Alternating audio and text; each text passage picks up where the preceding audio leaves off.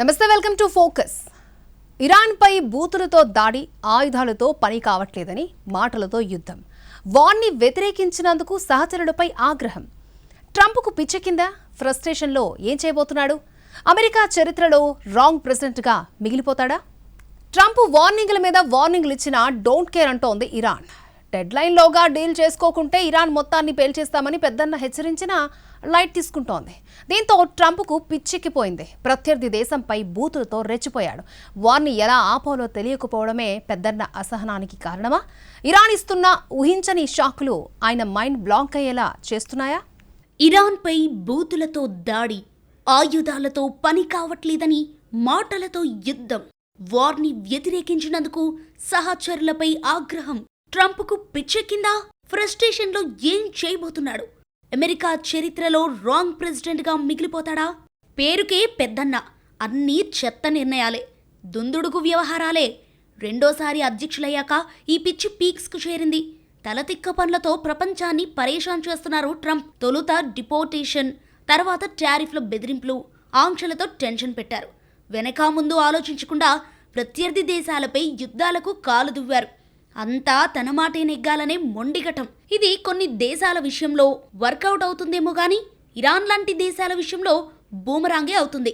ఇప్పుడు యుద్ధం ఎపిసోడ్లో అదే జరుగుతోంది.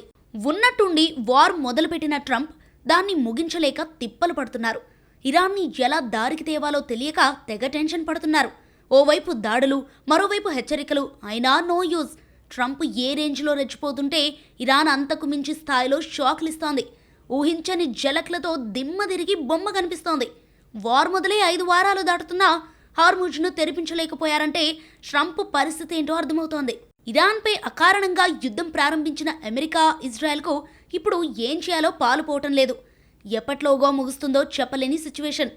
దీంతో ఓవైపు అణుదాడి భయాలు కూడా నెలకొన్నాయి.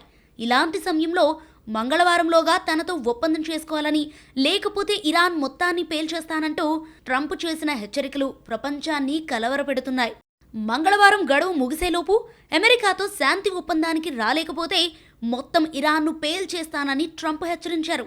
ఇరాన్ పౌరులకు అత్యంత కీలకమైన మౌలిక సదుపాయాలపై దాడి చేస్తానని బెదిరిస్తున్నారు. ఇప్పటికే ఇలాంటి ఎన్నో హెచ్చరికలు చేసిన ట్రంప్ ఈసారి ఏం చేయబోతున్నారన్నది ఉత్కంఠ రేపుతోంది. కానీ హెచ్చరికలపై స్పందించిన ఇరాన్ అదే జరిగితే ఇజ్రాయెల్, గల్ఫ్ దేశాల్లోని మౌలిక సదుపాయాలపై కూడా దాడులతో ప్రతీకారం తీర్చుకుంటామని వార్నింగ్ ఇచ్చింది. ట్రంప్ అల్టిమేటానికి ప్రతిస్పందనగా మొహమ్మద్ బగీర్ గాలిబాష్ తీవ్రంగా స్పందించారు. మీ దుందుడుగు చర్యలు అమెరికాలోని ప్రతి ఒక్క కుటుంబాన్ని నరకప్రాయంలోకి నెడుతున్నాయన్నారు. అంతేకాకుండా ట్రంప్ నేతన్యాహు ఆదేశాలను పాటిస్తున్నారని ఆరోపించారు. ఇరాన్ ప్రజల హక్కులను గౌరవించాలని, ఈ ప్రమాదకరమైన ఆటను ముగించాలని పిలుపునిచ్చారు. హార్ముజ్ని కంట్రోల్లోకి తీసుకోవటం మాకో లెక్క కాదు, 2 నిమిషాల పని అని 6 రోజుల క్రితం ట్రంప్ మాటలు కోటలు దాటాయి. ఇప్పుడేమో 24 గంటల్లోపు దాన్ని తెరవాలని వార్నింగ్ ఇచ్చేదాకా దిగిరాక తప్పలేదు. అయినా ఇరాన్ లైట్ తీసుకుంది. ఇది ట్రంప్ మైండ్ బ్లాక్ అయ్యేలా చేసింది. ఏం చేయాలో అర్థం కానట్టుంది. ఇరాన్పై భూత పురాణంతో రెచ్చిపోయారు.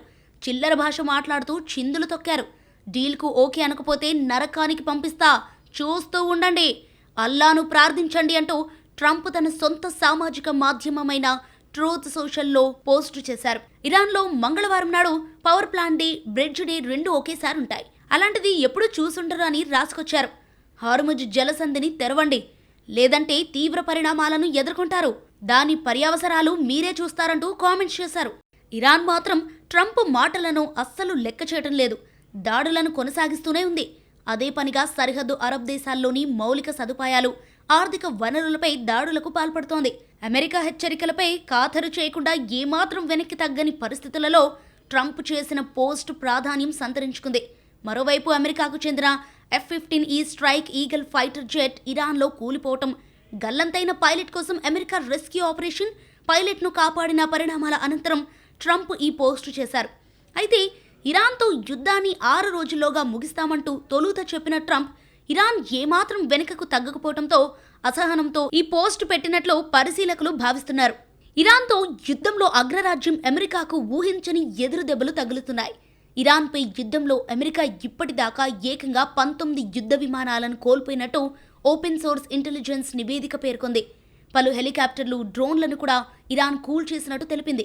ఈ జాబితాలో 3,300 కోట్ల విలువైన 4 F-15E ఫైటర్ జెట్లు, 174 కోట్ల విలువైన A-10 థండర్ బోల్ట్ 2 విమానం, 740 కోట్లకు పైగా విలువ చేసే 2KC-135 ఇంధన ట్యాంకర్ విమానాలు, మరో 11 విమానాలున్నాయి. 6,500 కోట్ల విలువైన Boeing E-3 central airborne warning and control system విమానాన్ని సైతం ఇరాన్ సర్వనాశనం చేసింది. 4,700 కోట్ల విలువైన 17 MQ-9 రకం రీపర్ డ్రోన్లు కూల్చేసింది. ఇక పశ్చిమాసియాలో ఉద్రిక్తతలు తారాస్థాయిని చేరుకున్నాయి. యుఎస్ మిలిటరీ స్థావరాలు, మౌలిక సదుపాయాలే లక్ష్యంగా ఇటీవలే ఇరాన్ కొన్ని అటాక్స్ చేసింది. వాటికి ప్రతీకారంగా సోమవారం తెల్లవారుజామున ఇరాన్పై భీకర వైమానిక దాడులు జరిగాయి. అమెరికా, ఇజ్రాయెల్ సంయుక్తంగా ఈ దాడులు చేశాయి. నిర్దేశించిన గడువులోగా హార్ముజ్ జలసంధిని నౌకల రాకపోకలకు వీలుగా తెరవకపోతే ఇరాన్లో వంతెనలు, విద్యుత్ ఉత్పత్తి కర్మాగారాలను నామరూపాలు లేకుండా చేస్తామని, నరకం చూపిస్తామని ఇటీవలే టెహ్రాన్ను ట్రంప్ తీవ్రస్థాయిలో హెచ్చరించారు. ఈ క్రమంలోనే ఇరాన్పై దాడులు జరగటం హైలైట్. ఇరాన్ రాజధాని టెహ్రాన్లోని పాలక భవనాలే లక్ష్యంగా క్షిపణులు దూసుకొస్తున్నాయి. ఈ క్రమంలోనే 13 మంది మృతి చెందడంతో పాటు పలువురికి గాయాలైనట్టు స్థానిక మీడియా కథనాలు తెలిపాయి. రాజధానిలోని షరీఫ్ యూనివర్సిటీపై వైమానిక దాడులు జరిగాయి. ఈ ఘటనలో క్యాంపస్ భవనం తీవ్రంగా దెబ్బతినడంతో పాటు పరిసరాల్లోని సహజ వాయువు సరఫరా చేసే పైప్లైన్ ధ్వంసమయ్యింది.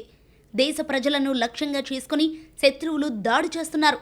మా పౌరులను టార్గెట్ చేస్తే ప్రతీకారం తీవ్రస్థాయిలో ఉంటుంది, అందరూ అప్రమత్తంగా ఉండండి అంటూ ఇరాన్ సెంట్రల్ మిలిటరీ కమాండ్ హెచ్చరికలు జారీ చేసింది. అమెరికా అధ్యక్షుడు డొనాల్డ్ ట్రంప్ మాట మీద నిలబడే వ్యక్తి కాదు. ఏ సమయంలో ఏం చేస్తారో తెలియదు. ఆయన ప్రవర్తన గురించి ఇరానియన్లు, అమెరికన్లు ఎవరూ అంచనా వేయలేరు.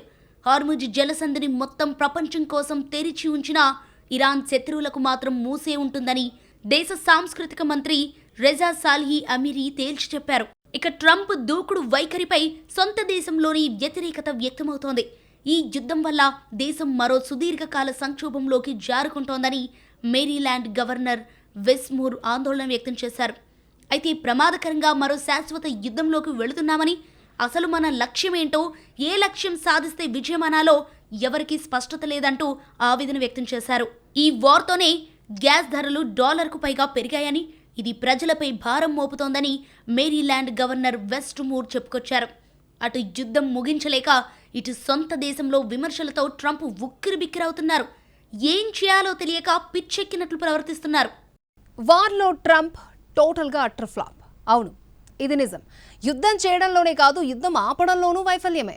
ఈ ఫెయిల్యూర్స్ని సైనిక పరిపాలన అధికారులపై మోపే ప్రయత్నాలు చేస్తున్నారు. ఏకంగా America chief of army staff Randy జార్జ్ను బలవంతంగా పదవీ విరమణ చేయించారు. మరికొందరు కీలక అధికారులకు పదవీ గండం పొంచి ఉంది. ఇరాన్తో యుద్ధంలో పీకల్లోతు కూరుకుపోయి ట్రంప్ నానా తంటాలు పడుతున్నారు. తన వైఫల్యాలను సైనిక పరిపాలనా అధికారులపై మోపేందుకు ప్రయత్నాలను ముమ్మరం చేస్తున్నట్టు కనిపిస్తోంది. రక్షణ మంత్రి చెబితేని యుద్ధం మొదలుపెట్టానని గతంలోనే ప్రకటించిన ఆయన మిలిటరీలోని అత్యున్నత స్థాయి అధికారులను ఎడాపెడా తొలగిస్తున్నారు. ఏకంగా సైన్యాధ్యక్షుడికే ఉద్వాసన పలికారు. America chief of army staff Randy జార్జ్ను బలవంతంగా పదవి విరమణ చేయించారు. 2023లో సైన్యాధ్యక్ష పదవి చేపట్టిన ఆయన వాస్తవానికి 2027 వరకు ఆ పదవిలో కొనసాగాలి. కానీ వెంటనే పదవి విరమణ చేయాలని జార్జ్ను రక్షణ శాఖ మంత్రి పీట్ హెగ్సేద్ ఆదేశించారు. జార్జ్ రిటైర్మెంట్ వెంటనే అమల్లోకి వస్తుందని సైనిక ప్రధాన కార్యాలయం పెంటగాన్ ప్రతినిధి సీన్ పార్నెల్ ప్రకటించారు. జార్జ్ స్థానంలో కొత్త సైన్యాధ్యక్షుడిగా జనరల్ క్రిస్టోఫర్ లాన్వెన్ను నియమించారు. సైన్యాధ్యక్షుడితో పాటు సైన్యం శిక్షణ విభాగం అధిపతి జనరల్ డేవిడ్ హోడ్ని, chaplain corps director major general William Green జూనియర్లను కూడా ఉద్యోగాల నుంచి తొలగించారు. మరికొంతమంది కీలక అధికారులకు కూడా పదవీ గండం పొంచి ఉంది. FBI డైరెక్టర్ కాష్ పటేల్, జాతీయ నిఘా విభాగం డైరెక్టర్ తులసి గబార్డ్, సైన్యం కార్యదర్శి డానియల్ డ్రిస్కోల్, కార్మిక శాఖ కార్యదర్శి లోరీ చావేజ్ డీమెర్లను కూడా పదవుల నుంచి తొలగించే అవకాశం ఉందని తెలుస్తోంది. డ్రోన్తో యుద్ధంలో తన వైఫల్యాన్ని అధికారులపైకి నెట్టేందుకు ఉన్నత స్థాయి అధికారులను ట్రంప్ పదవుల నుంచి తొలగిస్తున్నారనే వాదనలున్నాయి. రక్షణ మంత్రి హెగ్సేద్ కూడా మిలిటరీ వ్యవహారాల్లో అతిగా జోక్యం చేసుకుంటూ తీవ్ర గందరగోళం సృష్టిస్తున్నారనే విమర్శలు వినిపిస్తున్నాయి. రాండీ జార్జితో ఆయనకు విభేదాలు రావటం వల్లే అర్ధంతరంగా పదవి నుంచి తొలగించారనే వాదన సైతం వినిపిస్తోంది. కొందరు సైనిక అధికారుల ప్రమోషన్ల విషయంలో ఈ ఇద్దరి మధ్య పొరపచ్చాలు వచ్చాయని టాక్. ట్రంప్ పూటకో మాట రోజుకో వేషం. అమెరికా అధ్యక్షుడిలా కాదు, అపరిచితుడిలా ప్రవర్తిస్తున్నారు. ఇరాన్పై ఇజ్రాయెల్తో కలిసి అమెరికా చేపట్టిన ఎపిక్ ఫ్యూరీ ఆపరేషన్ కు ఇప్పటి వరకు 40 రోజులు కావచ్చింది. ఈ 5 వారాల్లో యుద్ధంపై ట్రంప్ 300 సార్లు మాట మార్చారు. ఆయన అనుసరిస్తున్న తీరు రాజకీయ విశ్లేషకుల్ని సైతం నివ్వెరపరుస్తోంది. తన ప్రకటనలను పదే పదే మారుస్తూ వస్తున్నారు పెద్దన్న. ముఖ్యంగా హార్ముజ్ జలసంధి, చమురు నిల్వలు, యుద్ధం ముగింపు వంటి అంశాలపై ఆయన మాట రోజుకో వేషం వేస్తున్నాడు. యుద్ధం ఆగింది, ఇరాన్తో చర్చలు జరుపుతున్నామని అంటాడు. అంతలోనే ఇరాన్ను వదిలేది లేదని వార్నింగ్ ఇస్తాడు. మళ్లీ ఇరాన్ ప్రజల స్వేచ్ఛ కోసమే అక్కడి ప్రభుత్వాన్ని అంతం చేస్తున్నామని కోతలు కోస్తాడు. క్షణాల్లోనే అక్కడి వాళ్లతో మాకు ఏ శత్రుత్వం లేదు, ఇరాన్ న్యూక్లియర్ ప్రోగ్రాంను నాశనం చేయటమే అమెరికా లక్ష్యమంటాడు. వెంటనే మళ్లీ ఇరాన్ చమురు నిల్వలు అమెరికావే అని చెప్పుకొస్తాడు. ఇలా ట్రంప్ ఇరాన్పై యుద్ధంలో ఒక్క మాటకు కట్టుబడకుండా క్షణాల్లో ఆయన నిర్ణయాలు మార్చుకుంటున్న తీరు ప్రపంచాన్ని పరేషాన్ చేస్తోంది. ట్రంప్ సడన్ సర్ప్రైజ్లతో స్టాక్ మార్కెట్లు ఆటుపోట్లకు గురవుతున్నాయి. ప్రపంచ దేశాలు ఆర్థిక సంక్షోభం అయోమయంలో ఉన్నాయి. ఫిబ్రవరి 28న యుద్ధం ప్రకటించినప్పుడు ఇరాన్ అణు సామర్థ్యాన్ని నాశనం చేయటమే లక్ష్యమని చెప్పారు ట్రంప్. ఇరాన్లో యురేనియం నిల్వలు ప్రపంచానికి ప్రమాదమన్నారు. వాటిని అంతం చేయటమే తమ పని అని చెప్పుకొచ్చారు. కానీ మార్చి చివరిలో తన మాట మార్చారు. అణు కేంద్రాలు భూమికి చాలా లోతులో ఉన్నాయి, వాటి గురించి మాకు పట్టింపు లేదని కామెంట్ చేశారు. ఇరాన్ అణుముప్పు కేవలం ఇజ్రాయెల్, అరబ్ దేశాలకే అని, దాన్ని అడ్డుకోవడానికి ఆ దేశాలే ఖర్చు పెట్టుకోవాలని, అమెరికా ఎందుకు తన రక్తాన్ని చిందించాలని క్వశ్చన్ చేశారు. ఇరాన్లో ప్రభుత్వం మార్పుపైన ద్వంద్వ వైఖరియే. యుద్ధం ప్రారంభమైన కొత్తలో ట్రంప్ ఇరాన్ ప్రభుత్వమే లక్ష్యంగా మాట్లాడారు. ఇరాన్ నాయకత్వాన్ని కూలదోసి అక్కడ ప్రజాస్వామ్య అనుకూల ప్రభుత్వాన్ని తీసుకురావడమే అమెరికా అంతిమ లక్ష్యమని ఎన్నోసార్లు చెప్పారు. కానీ మార్చి చివరిలో తన స్వరాన్ని మార్చి అక్కడి ప్రజలు ప్రభుత్వాన్ని మార్చుకోలేకపోతే అది వారి సమస్య, నాకు దాంతో సంబంధం లేదని అనటం ఆయన ద్వంద్వ వైఖరికి అద్దం పడుతోంది. హార్ముజ్ జలసంధి విషయంలోనూ ఇంతే. ఈ జలసంధిని ఇరాన్ మూసివేస్తే ఊరుకోమని, దానిపై అమెరికా పూర్తి నియంత్రణ సాధిస్తుందని గంభీరంగా మొదట్లో ప్రకటించారు. మార్చి 31న హఠాత్తుగా మా దగ్గర పుష్కలంగా చమురుంది, మాకు ఆ జలసంధితో సంబంధం లేదు, చమురు కావాల్సిన దేశాలే వెళ్లి యుద్ధం చేసి తెచ్చుకోవాలని షాక్ ఇచ్చారు. మళ్లీ ఏప్రిల్ 1న జలసంధి తెరవకపోతే ఇరాన్ను రాత యుగంలోకి నెట్టేస్తామని బెదిరించారు. యుద్ధంపై తరచూ అయోమయం ప్రకటనలే. మార్చి 2న యుద్ధం కేవలం 4 నుండి 5 వారాల్లో ముగుస్తుందని టైం లైన్ ఇచ్చారు. మార్చి మధ్యలో అమెరికా దగ్గర అపరిమితమైన ముందడుగు సామాగ్రి ఉందని, యుద్ధాలను ఎప్పటికీ కొనసాగించగలమని సోషల్ మీడియాలో పోస్ట్ చేశారు. కానీ మళ్లీ ఏప్రిల్ 1న యుద్ధం దాదాపు పూర్తయిందని ప్రకటించి అందర్నీ అయోమయంలో పడేశారు. తేల్చుకుందాంరా, కాల్చుకుందాంరా, ఎప్పుడూ అర్థం పర్థం లేని స్టేట్మెంట్లే. మార్చి 20న కాల్పుల విరమణ ఇష్టం లేదని ప్రెస్ మీట్లో చెప్పారు ట్రంప్. ఆ తర్వాత కొన్ని రోజులకే ఇరాన్కు 15 అంశాలతో కూడిన కాల్పుల విరమణ ప్రతిపాదనను పంపినట్లు వార్తలు వచ్చాయి. ప్రస్తుతం చర్చలంటూనే అమెరికా ఇరాన్పై దాడులు చేస్తోంది. ఇక యుద్ధం మొదలైనప్పుడు ఐరోపా దేశాల మద్దతు కోరిన ట్రంప్ ఇప్పుడు మాట మార్చారు. మిత్ర దేశాలపై ట్రంప్ ప్రశంసలు కురిపించాడు. ఇప్పుడు ఇరాన్ దాడుల వల్ల హార్ముజ్ జలసంధి మూతపడితే ఐరోపాకే ఎక్కువ నష్టమని, కాబట్టి ఆ దేశాలే తమ నౌకాదళాలను పంపి యుద్ధం చేయాలని ఆయన డిమాండ్ చేశారు. మాకు చమురు అవసరం లేదు, మీరు చమురు తెచ్చుకోవడానికి అమెరికా రక్తం ఎందుకు చిందించాలి అని ఆయన ప్రశ్నించటం నాటో మిత్రులను షాక్ అయ్యేలా చేసింది. ఇరాన్ యుద్ధంలో తనకు సహకరించని దేశాలపై ట్రంప్ తీవ్ర అసహనం వ్యక్తం చేస్తున్నారు. యుద్ధం ప్రారంభంలో అమెరికా దళాలకు ఎటువంటి నష్టం జరగలేదని, అన్నీ అదుపులోనే ఉన్నాయని ట్రంప్ ప్రకటించారు. తర్వాత ఆపరేషన్ ఎపిక్ ఫ్యూరీలో F-35 యుద్ధ విమానాలు కూలిపోయినట్లు, ఎయిర్ బేస్లపై దాడులు జరిగినట్లు వార్తలు రావడంతో కొన్ని చిన్నపాటి నష్టాలు జరిగాయి. కానీ అవి యుద్ధంలో సహజమని మాట మార్చారు. అంతేకాదు, US ఆర్మీ ఆఫీసర్ల మరణాలను కూడా ట్రంప్ అంగీకరించాడు. జనరల్ డాన్ కెన్ సలహా మేరకు ట్రంప్ తన వ్యూహాన్ని మార్చుకున్నారని కొందరంటుంటే, ఆయన అస్థిరత్వ నిర్ణయాలు ప్రపంచ మార్కెట్లను, చమురు ధరలను అతలాకుతలం చేస్తున్నాయని విమర్శకులు మండిపడుతున్నారు. ప్రస్తుతం ఆయన మాట ప్రకారం మరో 2 వారాల్లో అమెరికా సైన్యం ఇరాన్ నుంచి వెనక్కి వచ్చే అవకాశం కనిపిస్తోంది.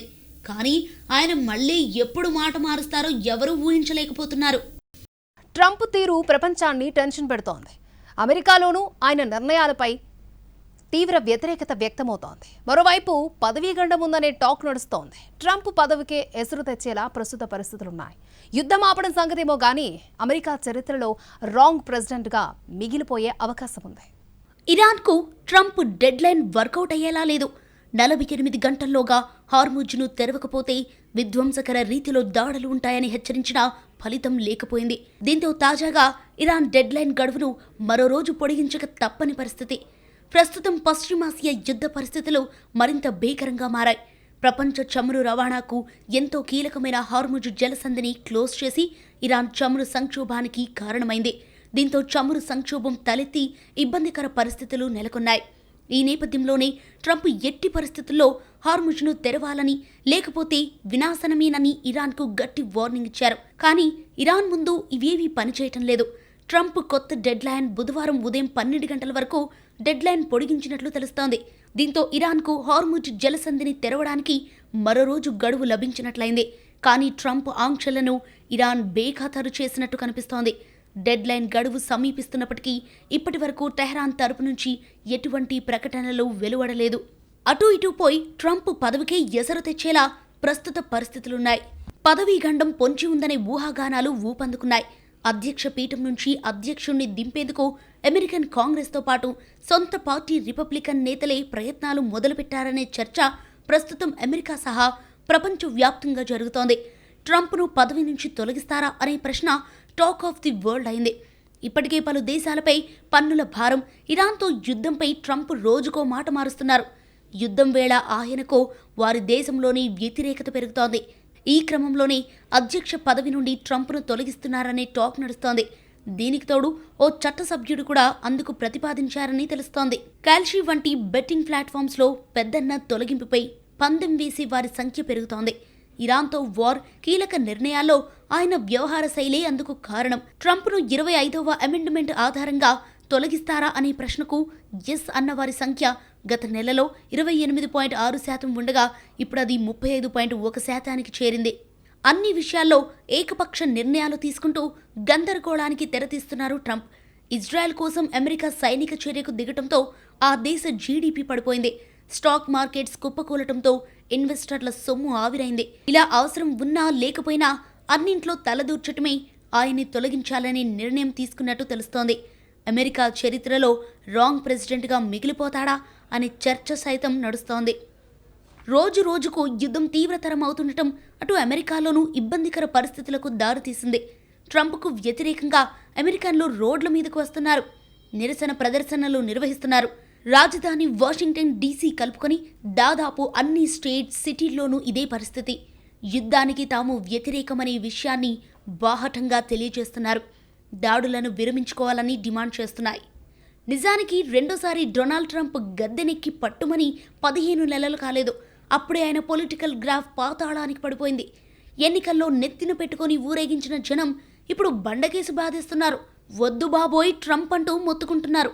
తాజా గణాంకాల ప్రకారం ట్రంప్ పాపులారిటీ రేటింగ్స్ రికార్డు స్థాయిలో దిగజారింది. ట్రంప్ అప్రూవల్ రేటింగ్ 39.7%కి పడిపోయింది. 40% కంటే కిందకు పడిపోవటం ఇది మొదటిసారి. డిస్అప్రూవల్ రేటింగ్ 57% నమోదైంది. ఈ స్థాయిలో ట్రంప్ పనితీరును జనం వ్యతిరేకిస్తున్నారు. నెట్ అప్రూవల్ అంటే 17.4%. అంటే మద్దతిచ్చేవారి కంటే వ్యతిరేకించేవారే చాలా ఎక్కువ. అమెరికా చరిత్రలో ఏ అధ్యక్షుడికి ఇంత అత్యల్ప రేటింగ్ లేదు. ఈ పరమ చెత్త రికార్డ్ ట్రంప్ పేరిట నమోదైంది. సొంత పార్టీ రిపబ్లికన్ల మద్దతు 92% నుంచి 84%కి డౌన్ అయింది. ప్రతిపక్షమైన డెమోక్రాట్లు 95% మంది వ్యతిరేకంగా ఉన్నారని తాజా సర్వే గణాంకాలు వెల్లడిస్తున్నాయంటే టెంపరీ ట్రంప్ పర్ఫార్మెన్స్ ఏ రేంజ్లో ఉందో అర్థమవుతోంది. సిఎన్ఎన్ యూగో లేటెస్ట్ సర్వే ప్రకారం 59% నుండి 61% మంది అమెరికన్లు ఇరాన్పై సైనిక దాడులను వ్యతిరేకిస్తున్నారు.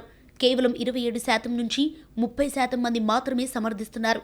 ఏపీ ఎన్ఓఆర్సీ సర్వే ప్రకారం 60% మంది ప్రజలు అమెరికా సైనిక చర్యలు ఇప్పటికే హద్దులు దాటాయని భావిస్తున్నారు. కేవలం 37% మంది మాత్రమే ట్రంప్ ఈ యుద్ధాన్ని సరిగ్గా డీల్ చేయగలరని నమ్మకం వ్యక్తం చేశారు. అమెరికన్లు ఇరాన్తో యుద్ధాన్ని వ్యతిరేకించడానికి అనేక కారణాలున్నాయి.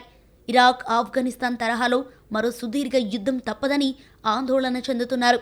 ఇరాన్తో కూడా అలాంటి పరిస్థితే వస్తుందని, అమెరికన్ సైనికుల ప్రాణాలు ప్రమాదంలో పడతాయని జనం భయపడుతున్నారు. దాదాపు 76% మంది గ్రౌండ్ ట్రూప్స్ను పంపడాన్ని వ్యతిరేకిస్తున్నారు. దాదాపు 90% మంది డెమోక్రాట్లు ఇది అవసరం లేని యుద్ధంగా అభివర్ణిస్తున్నారు. 25% మంది రిపబ్లికన్లు ఈ దాడులు అతిగా ఉన్నాయని భావిస్తున్నారు.